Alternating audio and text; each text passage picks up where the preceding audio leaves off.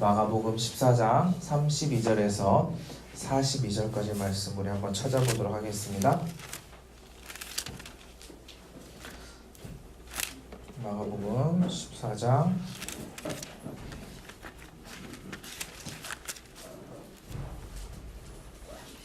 32절에서 제가 가지고 있는 성경 신약 성경 81페이지입니다.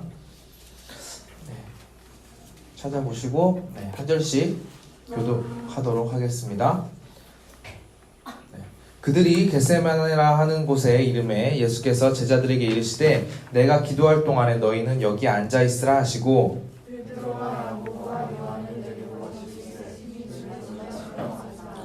말씀하시되 내 마음이 심히 고민하여 죽게 되었으니 너희는 여기 머물러 깨어 있으라 하시고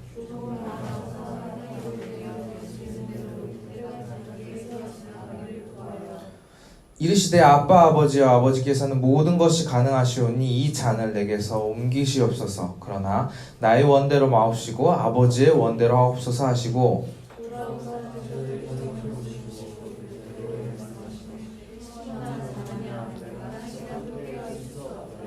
시험에 들지 않게 깨어있어 기도하라. 마음에는 원이로되 육신이 약하도다 하시고 다시 오사 보신즉 그들이 자니 이는 그들이 눈이 심히 피곤함이라. 그들이 예수께 무엇으로 대답할 줄을 알지 못하더라.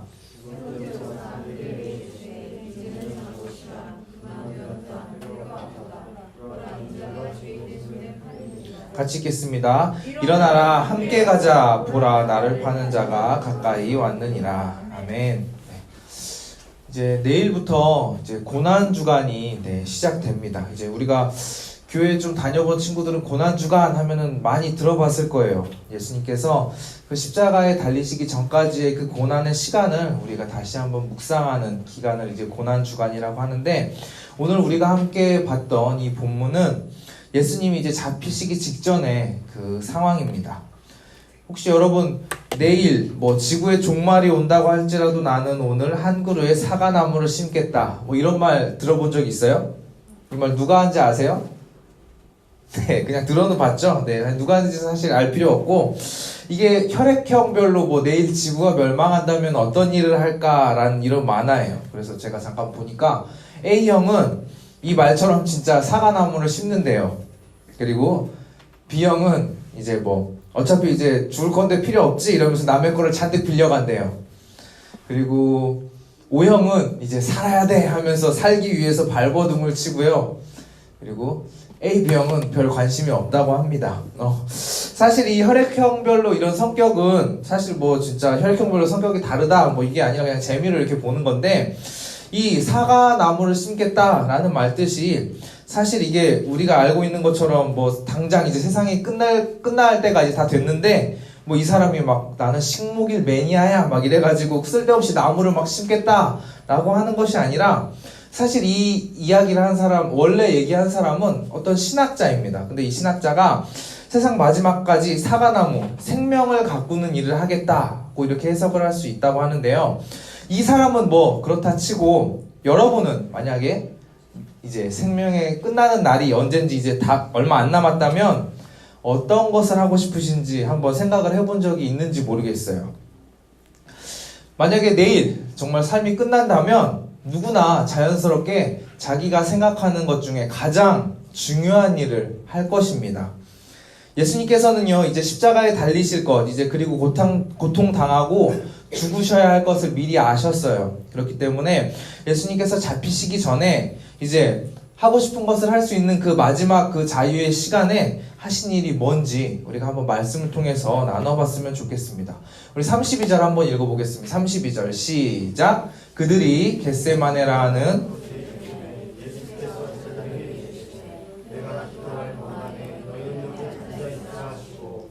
예수님이 잡히시기 전에 이제 곧 고난 받으시고 하시기 전에 하신 일이 뭐냐면 겟세마네라는 곳에 가서 기도를 하신 일입니다. 우리가 성경 다른 부분을 보지 않고 이 부분만 봤으면 예수님의 혹시 버킷리스트가 겟세마네 가서 기도 한번 해보는 것이 예수님의 버킷리스트였나?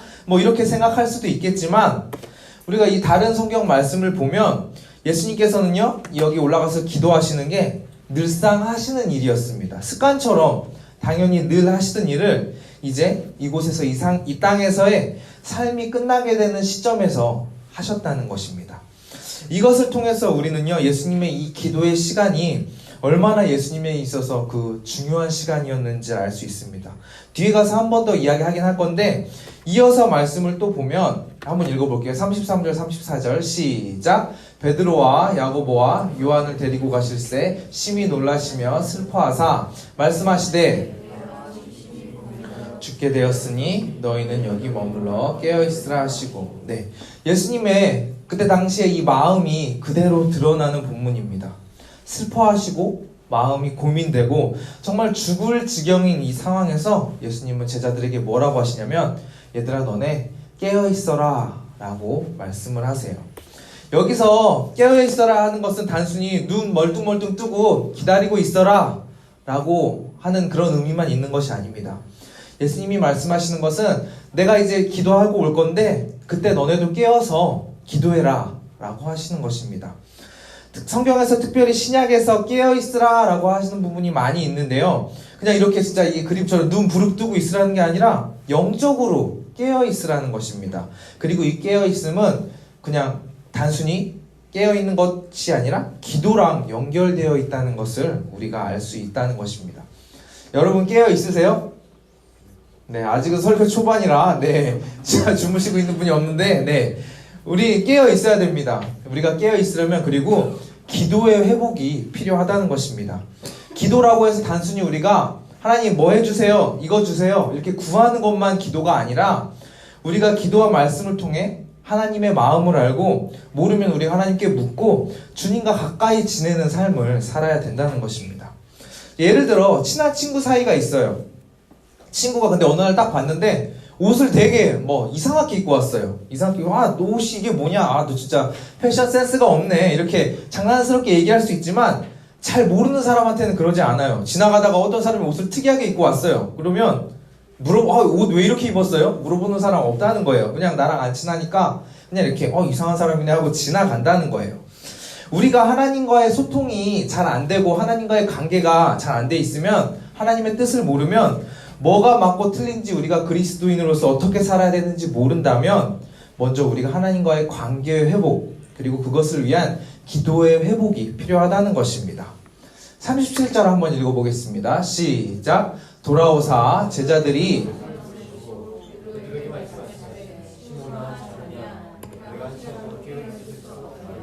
네, 예수님이 깨어있으라고 했는데 이거 보면 제자들은 깨어있지 못했어요.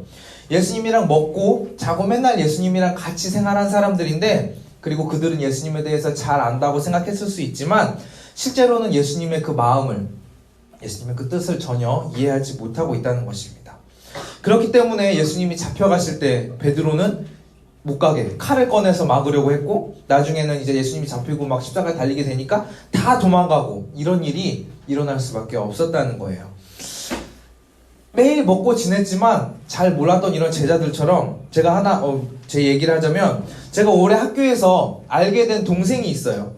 올 3월부터 이제 학기 시작할 때부터 같이 찬양팀을 했어요. 그러면서 저는 기타 치고 그 친구는 베이스를 치면서 연습하다 보면 옆에 나란히 앉습니다. 그러면서 계속 얘기를 많이, 이거 어떻게 하지 하면서 계속 얘기를 하면서 막 이렇게 커뮤니케이션 하는 시간이 많이 있었는데요. 그 전부터 그 친구를 아는 사람들이 뭐라고 하냐면, 그 사람한테 가끔 얘기할 때, 와, 얘 역시 중국인이네 이러면서, 뭐 중국어 나오면 너 해석 좀 해봐 이런 얘기를 많이 그 친구한테 하는 걸 제가 들었습니다. 그래서 저는 이 친구가 혹시 뭐 예전에 중국에서 뭐 유학을 했나? 뭐 중국에서 살았나? 이 정도로 저는 생각을 했었는데, 나중에 뭐 이렇게 얘기를 하다가 뭔 얘기가 나왔냐면, 저거 이제 비자 갱신을 해야 돼요 이런 얘기를 하길래 뭔 소린가 했더니 이 사람이 중국 사람이었다는 거예요. 근데 얼마나 한국말을 잘하는지, 진짜 제가 이 사람을 만나면서 외국인이라는 생각을 진짜 1도 안 해봤는데, 뭐 부모님 중에 한 명이 뭐 이렇게 중국인이나 한국인 이렇게 섞여 있는 것도 아니고, 한국인이랑은 전혀 상관없는 토종 중국인이라는 걸 보고 제가 정말 깜짝 놀랐었던 적이 있습니다.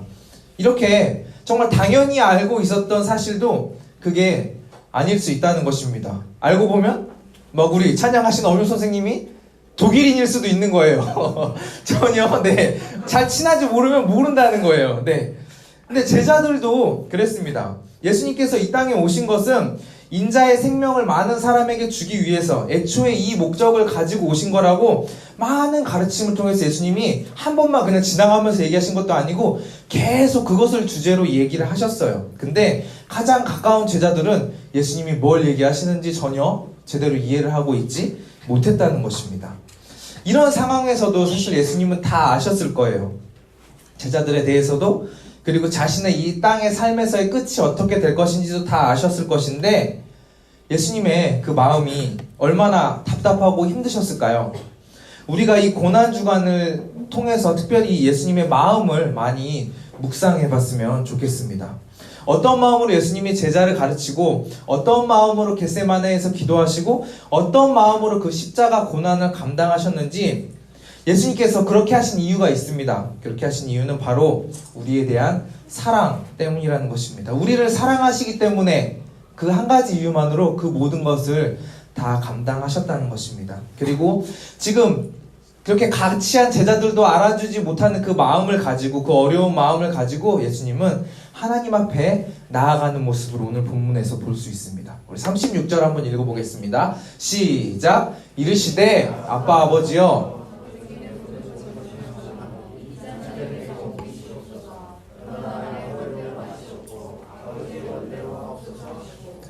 여기서 아빠라는 표현은 그냥 정말 우리가 쉽게 말하는 우리 아빠, 이 아이가 아버지를 부를 때, 특별히 어린 아이가 아버지를 부를 때 쓰는 표현입니다. 이 순간에 예수님은요, 그 아버지 하나님 앞에 어린 아이처럼 매달렸다는 것입니다.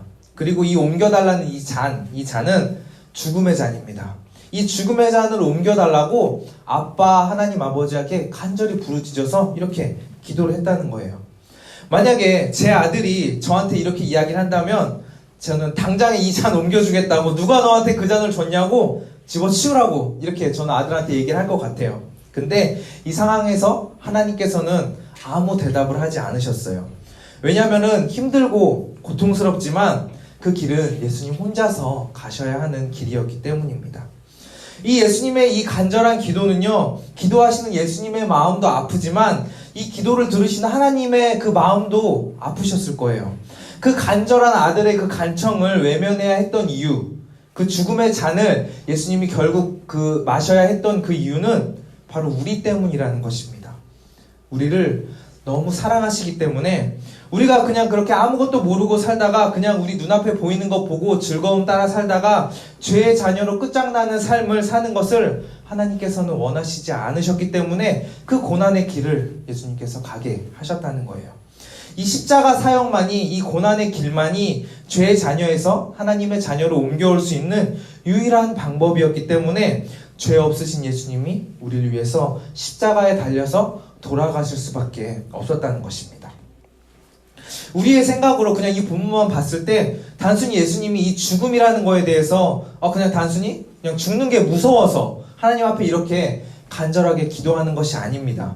바로 여기서 예수님이 말하는 이 죽음은 예수님 혼자만의 죽음이 아니라 우리의 죄를 가지고 죽으신다는 거예요. 우리가 좀 어려운 말로 대속이라는 말을 많이 사용하는데 우리의 죄를 죄 없으신 예수님이 대신 지고 가셔야 한다는 것입니다. 이 죄라는 것은요, 하나님이랑 절대 연결되어지지 않습니다. 그래서 아담으로부터 시작해서 계속해서 이 흘러온 인간의 죄는 인간과 하나님의 관계를 끊어지게 했는데요. 이 죄를 대신 지시는 예수님이 이 죄 때문에 그 예수님도 잠깐이지만 이 하나님과의 관계가 끊어져야 하는 것을 주님은 미리 알고 계셨고요. 그것 때문에 그 일이 예수님이 얼마나 힘든 일인지 잘 알고 계셨기 때문에 그 고통 가운데 이런 간절한 기도를 하나님 앞에 드렸다는 것입니다. 그러나 결국 예수님께서도 우리를 사랑하시기는 마음이 있었기 때문에, 우리를 너무 사랑하시기 때문에 그 고통을 참으시고 인내하시고 아버지의 뜻대로 하옵소서 라고 하시면서 그 선택의 주권을 하나님 앞에 맡기고 하나님의 그 뜻에 순종하는 것을 우리가 오늘 본문을 통해 볼 수 있다는 것입니다. 이런 상황은 예수님도요, 하나님의 그 뜻에 순종하기 어려운 상황이었어요. 앞으로 닥칠 고난, 그 고통, 하나님의 뜻에 순종하면서 나아갔을 때 그 겪어야 하는 일들을 예수님은 너무 잘 알고 계셨기 때문에 그 순종을 따라가서 나아가는 게 너무 두려울 수밖에 없었다는 것입니다. 그런데 결과적으로 예수님께서는 순종하셨습니다. 그래서 지금 우리가 이렇게 주님의 자녀로서 하나님을 예배할 수 있게 되었다는 것입니다. 지난주에 말씀을 나누면서 우리의 롤모델이 예수님이다 라는 이야기를 했는데, 이렇게 예수님께서 어려운 순종을 하시면서 우리의 본 롤모델이 되셨다는 거예요. 이 순종은 어떤 순종이냐면 자기 목숨을 걸고 그 사랑을 보여주셨다는 것입니다. 여러분, 다른 사람의 말에 순종하기 위해서 여러분 목숨을 걸 수 있는 친구 있나요? 아마 없을 거예요. 저도 힘들 것 같은데, 이번에 강원도 고성, 속초 막 이쪽에 산불이 크게 났죠. 여러분 뉴스 봤죠? 네. 어떤 인터뷰 영상을 제가 봤는데요. 시커멓게 그을린 개가 나오는 걸 봤어요. 다행히 죽지는 않고 약간 화상을 조금 입고 털이 막 시커멓게 탔는데, 주인이 불이 나면서 혼자 도망간 게 아니고 목줄을 풀어주고 갔어요. 근데 평소에도 집을 지키라는 그 명령을 주인에게 받고 있는 그 집 지키는 개였기 때문에 그 명령에 순종하기 위해서 집이 불타고 있는데 도망가지 않고 가까이에서 그 지키고 있었다는 거예요. 이런 게 이제 목숨을 건 순종이라고 할 수 있는데, 우리 말씀 한번 읽어보겠습니다. 22장 37절 시작. 예수께서 이르시되 내 마음을 다하고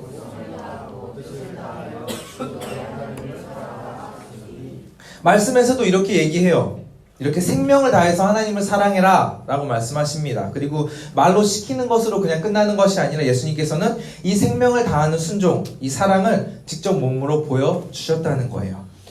자, 근데 우리의 삶을 한번 돌아봅시다. 우리의 삶을 돌아보면 하나님이 목숨을 걸고 순종해라 라고 이렇게 시키는 일이 있던가요? 제 생각에는 제가 목숨을 걸고 순종할 만한 일들은 많이 없었던 것 같아요. 사소한 것들의 순종을 요구하시는데 오히려 그런 순종조차 잘 하지 못한다는 것입니다. 순종의 시작은요, 아주 작은 것부터 시작합니다. 시작부터 갑자기 너 목숨 걸어 이렇게 하나님이 시키시지 않아요.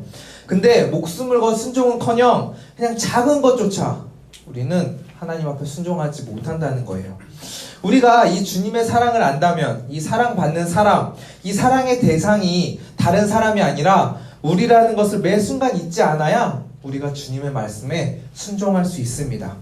삶의 매 순간순간마다 주님이 보이지 않고 이 사랑도 느껴지지 않고 그냥 강팍한 경쟁 사회 속에서 그냥 우리 목표만 보고 이렇게 땅만 보고 살아간다면 주님이 보이지 않기 때문에 순종할 수 없다는 거예요. 그 목표보다 더 우선이 되어서 말씀이 우리의 목표가 되어야지, 다른 목표가 더 우선이 되면 말씀은 뒷전이고 그냥 그 목표만 따라서 살게 될 수밖에 없다는 것입니다. 40절을 보면 이제 예수님이 기도하셨어요. 기도하시고 그 고통의 기도를 하시고 내려오셨습니다. 내려왔더니 제자들이 자고 있었죠. 왜 자고 있었나요? 그들이 피곤하다라고 말씀하십니다. 왜 피곤했을까요? 제자들이 밤새 친구들이랑 페이스북 하느라 피곤했을까요? 아니면 컴퓨터 게임 하느라 피곤했을까요? 시험 공부하느라 피곤했을까요? 어쨌든 제자들은 어떤 이유에서든지 피곤해서 잠이 들었어요. 그리고 깨어있으라는 말씀에 순종하지 못했습니다. 제가 예수님이라면 이걸 보면서 얘네는 안 되겠네, 제자로서 불합격이다, 다른 제자 찾아봐야겠다 라고 생각을 했을 것 같아요. 근데 예수님은 어떻게 하셨냐면요, 41절 42절 한번 읽어보겠습니다. 시작. 세 번째 오사 그들에게 이르시되 이제는 자보시라, 그만되었다, 때가 왔도다, 보라 인자가 죄인의 손에 팔리느니라, 일어나라 함께 가자, 보라 나를 파는 자가 가까이 왔느니라. 얘들아, 이제 그만 자고 그만 쉬어, 이제 일어나서 나랑 함께 가자 라고 예수님께서 말씀하신다는 것입니다. 아까도 얘기했지만 이 상황이 어떤 상황이냐면 이제 십자가에 달리기 직전이에요. 이제 내려가면 이제 도마가 와가지고, 네, 도마 맞나요? 잠깐만요.